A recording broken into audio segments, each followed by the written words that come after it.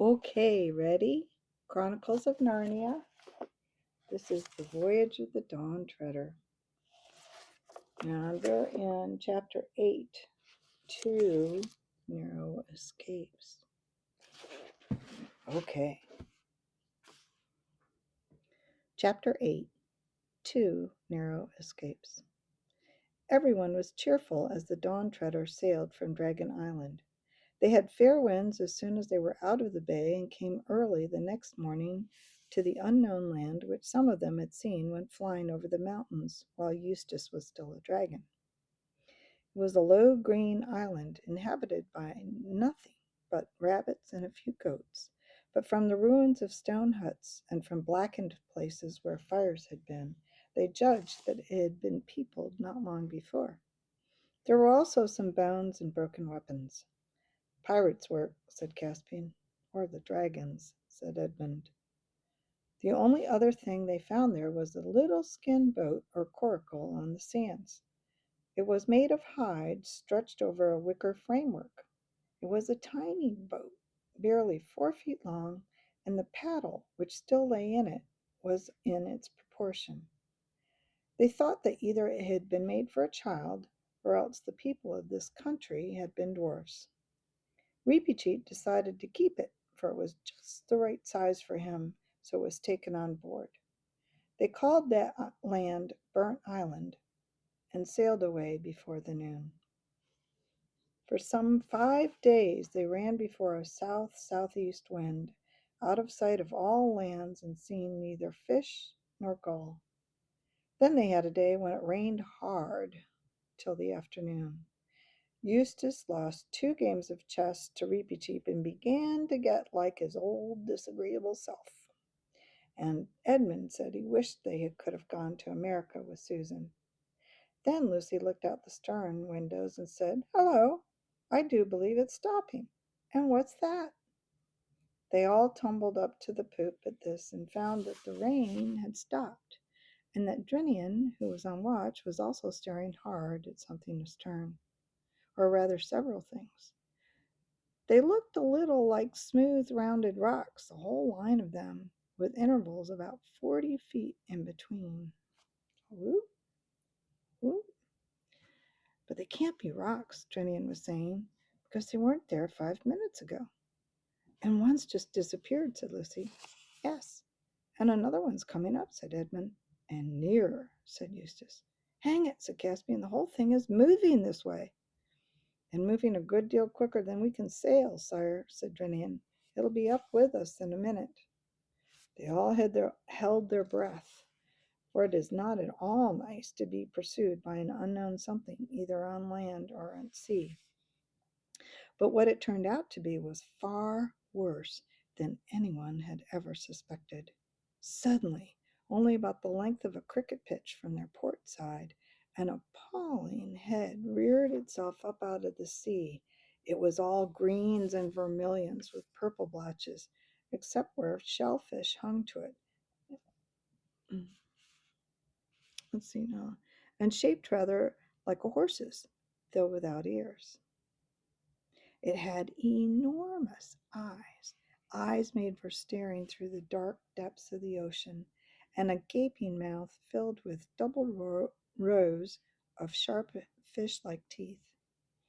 It came up on what they first took to be a huge neck, but as more and more of it emerged, everyone knew that this was not its neck, but its body. And at last they were seeing what so many people have foolishly wanted to see: the great sea serpent. The folds of its gigantic tail could be seen far away, rising at intervals from the surface, and now its head was towering high above the mast. Every man rushed to his weapon, but there was nothing to be done. The monster was out of reach. "Shoot! Shoot!" cried the master bowman, and several obeyed, but the arrows glanced off the sea serpent's hide as if it were iron-plated. Then, for a dreadful moment, everyone was still staring up at his eyes and mouth and wondering where it would pounce. But it didn't pounce. It shot its head forward across the ship on a level with the yard of the mast, Now its head was just beside the fighting top. Still, it stretched and stretched till its head was over the starboard bulwark, then down it came, not onto the crowded deck, but into the water, so that the whole ship was under the arch of the serpent. And almost at once, that arch began to get smaller. Indeed, on the starboard, the sea serpent was now almost touching the DawnTreader's side. Eustace, who had really been trying very hard to behave well till the rain in the chest put him back, now did the bravest thing he had ever done. He was wearing a sword that Caspian had lent him. As soon as the serpent's body was near enough on the starboard side, he jumped onto the bulwark and began hacking at it with all his might. It is true that he accomplished nothing beyond breaking Caspian's second best sword into bits, but it was a fine thing for a beginner to have done.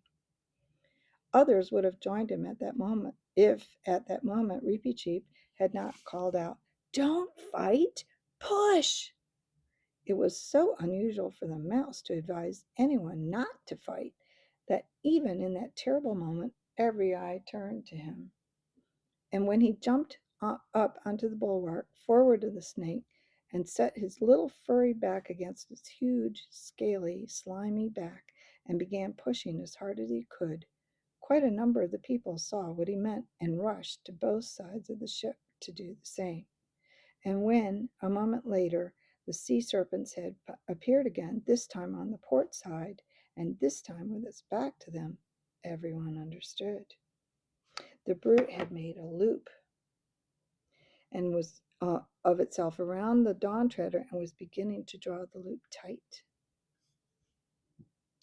When it got quite tight, and snap, there would be floating matchwood where the ship had been, and it could pick them out of the water one by one. Their only chance was to push the loop backward till it slid over the stern, or else to put the same thing on another way to push the ship forward out of the loop. Reepicheep alone had, of course, no more chance of doing this than of lifting up a cathedral, but he had nearly killed himself with trying before the others shoved him aside. Very soon the whole ship's company, except Lucy and the mouse, who was fainting, was in two long lines along the bulwarks, each man's chest to the back of the man in front, so that the weight of the whole line was in the last man, pushing for their lives. For a few sickening seconds, which seemed like hours, nothing appeared to happen. Joints cracked, sweat dropped, breath came in grunts and gasps. Then they felt that the ship was moving. They saw that the snake loop was further from the mast than it had been, but they also saw that it was smaller, and now the real danger was at hand. Could they get it over the poop, or was it too tight? Yes, it would just fit. It was resting on the poop rails. A dozen or more sprang up on the poop. This was far better.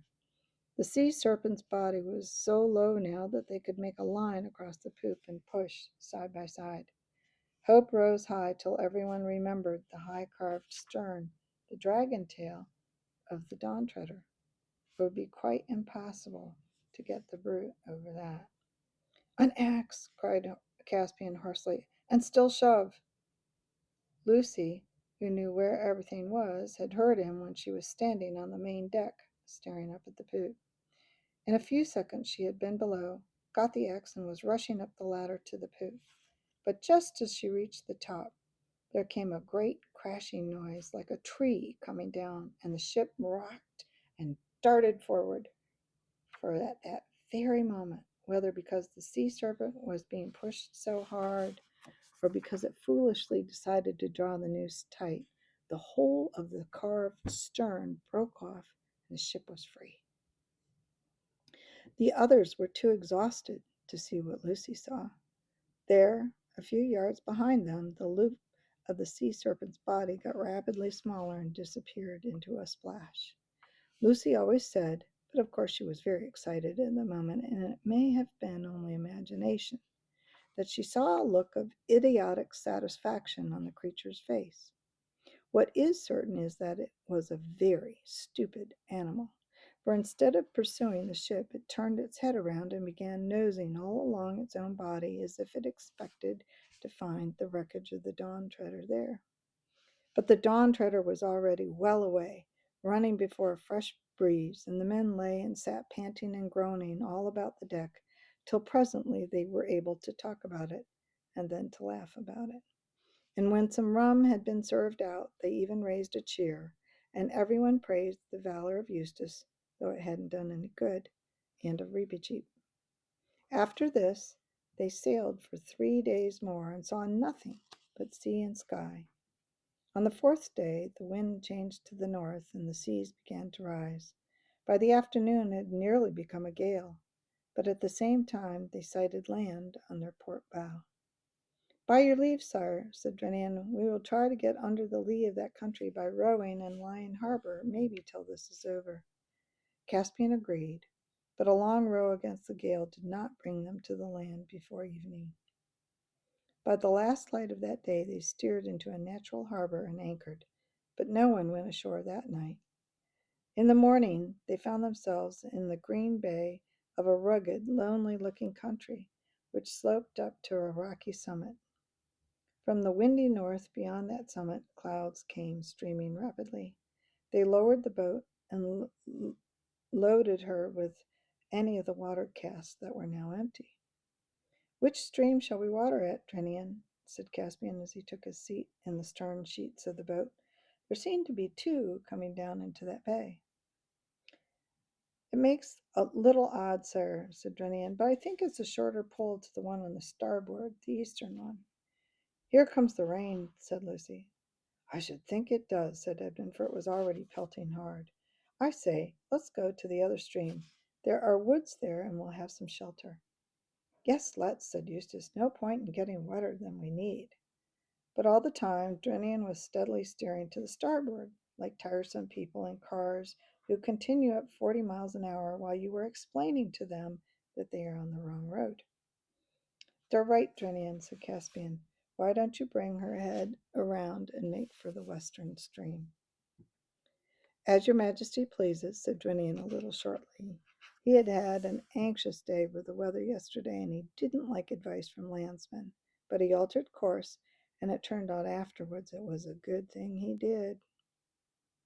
By the time they had finished watering, the rain was over, and Caspian, with Eustace, the Pevensies, and Reepicheep, decided to walk up to the top of the hill and see what could be seen. It was a stiffish climb through coarse grass and heather, and they saw neither man nor beast except seagulls. When they reached the top, they saw it was a very small island, not more than 20 acres, and from this height the sea looked larger and more desolate than it did from the deck, or even the fighting top of the DawnTreader.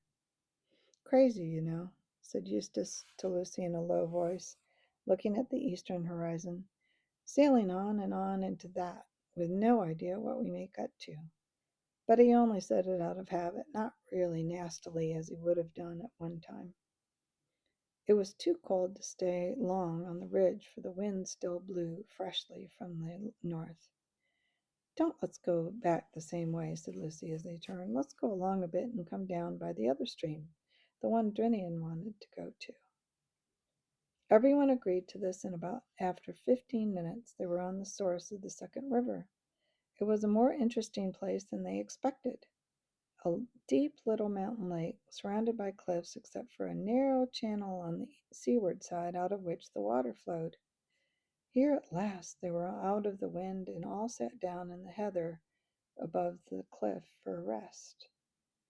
All sat down but one, it was Edmund, jumped up again very quickly. "They go in for sharp stones on this island," he said, groping about in the heather. "Where is this wretched thing? Oh, now I've got it. Hello! It wasn't a stone at all. It's a sword hilt." "No, by Jove, it's a whole sword. What the rust is left of it. It must have lain here for ages." "Narnian, too, by the look of it," said Caspian, as they all crowded round. "I'm sitting on something, too," said Lucy, "something hard." It turned out to be the remains of a mail shirt. By this time everyone was on their hands and knees, feeling in the thick heather in every direction. Their search revealed, one by one, a helmet, a dagger, and a few coins. Not Kellerman crescents, but genuine Narnian lions and trees, such as you might on any day in the marketplace of Beaver Dam or Baruna. Looks as this might be all that's left of one of our 7 lords, said Edmund. Just what I was thinking, said Caspian. I wonder which one it was. There's nothing on the dagger to show, and I wonder how he died, and how we are to avenge him, added Reepicheep. Edmund, the only one of the party who had read several detective stories, had meanwhile been thinking. Look here, he said. There's something very fishy about this. He can't have been killed in a fight. Why not? Asked Caspian. No bones, said Edmund. An enemy might take the armor and leave the body. But who ever heard of a chap who'd want to fight carrying away the body and leaving the armor? Perhaps he was killed by a wild animal, Lucy suggested. It'd be a clever animal, said Edmund, that would take off a man's mail shirt off. Maybe a dragon? Said Caspian. Nothing doing, said Eustace. A dragon wouldn't do it. I ought to know. Well, let's get away from the place anyway, said Lucy. She had not felt like sitting down again since Edmund had raised up the question of bones. If you like, said Caspian, getting up. I don't think any of this stuff is worth taking away. They came down and round to the little opening where the stream came out of the lake, and stood looking at a deep water within the circle of cliffs. If it had been a hot day, no doubt some would have been tempted to bathe, and everyone would have had a drink. Instead, even as it was, Eustace was on the very point of stooping down and scooping up some water in his hands, when Reepicheep and Lucy both looked at the same moment and cried, Look! So he forgot about his drink and looked. The bottom of the pool was made of large grayish-blue stones, and the water was perfectly clear, and on the bottom lay a life-size figure of a man, which apparently made of gold. It lay face downward with its arms stretched out above his head, and so it happened that as they looked at it, the clouds parted and the sun came out. The golden shape was lit from end to end. Lucy thought it was the most beautiful statue she had ever seen. Well, whistled Caspian, that was worth coming to see. I wonder if we can get it out. We can dive for it, sire, said Reepicheep. No good at all, said Edmund. At least if it's really gold, solid gold, it'll be far too heavy to bring up. And that pool's 12 or 15 feet deep if it's an inch. Half a moment, though. It's a good thing I've brought a hunting spear with me. Let's see what the depth is like. Hold on to my hand, Caspian, while I lean out over the water a bit. Caspian took his hand, and Edmund, leaning forward, began to lower his spear into the water. Before it was halfway in, Lucy said, I don't believe the statue is gold at all. It's only the light. Your spear looks the same color. I couldn't, what's wrong? Asked several voices at once, for Edmund had suddenly let go of the spear. I couldn't hold it, gasped Edmund. It seemed so heavy. And there it is on the bottom now, said Caspian, and Lucy's right. It looks just the same color as the statue. But Edmund, who appeared to be having some trouble with his boots, at least he was bending down and looking at them, straightened himself all at once and shouted out in a sharp voice which people hardly ever disobey. Get back! Back from the water! All of you at once! They all did and stared at him. Look, said Edmund, look at the toes of my boots. They look a bit yellow, began Eustace. They're gold. Solid gold, interrupted Edmund. Look at them. Feel them. The leather's pulled away from it already, and they're heavy as lead. By Aslan, said Caspian, you don't mean to say? Yes, I do, said Edmund. That water turns things into gold. It turned the spear into gold. That's why it got so heavy. And it was just lapping against my feet. It's a good thing I wasn't barefoot. And it turned the toe caps into gold. And that poor fellow on the bottom, well, you see. So it's not a statue at all, said Lucy in a low voice. No, the whole thing is plain now. He was sitting here on a hot day. He undressed on top of the cliff where we were sitting. The clothes have rotted away or been taken by birds to line nests with. The armor is still there. And then he dived in. Oh, don't, said Lucy. What a horrible thing. And what a narrow shave we've had, said Edmund. Narrow indeed, said Reefy Cheap. Anyone's finger, anyone's foot, anyone's whisker, or anyone's tail might have dipped into that water at any moment. All the same, said Caspian, we may as well test it. He stooped down and wrenched up a spray of heather. Then, very cautiously, he knelt beside the pool and dipped it in. It was heather that he dipped. What he drew out was a perfect model of heather made of the purest gold, heavy and soft as lead. The king who owned this island, said Caspian slowly, and his face flushed as he spoke, would soon be the richest of all the kings of the world. I claim this land as ever as a Narnian possession. It shall be called Goldwater Island, and I bind you all to secrecy. No one must know this, not even Drenian, on pain of death. Do you hear? What? Who are you talking to? Said Edmund. I'm no subject of yours. If anything, it's the other way round. I am one of the 4 ancient sovereigns of Narnia, and you are under allegiance to the High King, my brother. So it has come to that, King Edmund, has it? Said Caspian, laying his hand on his sword hilt.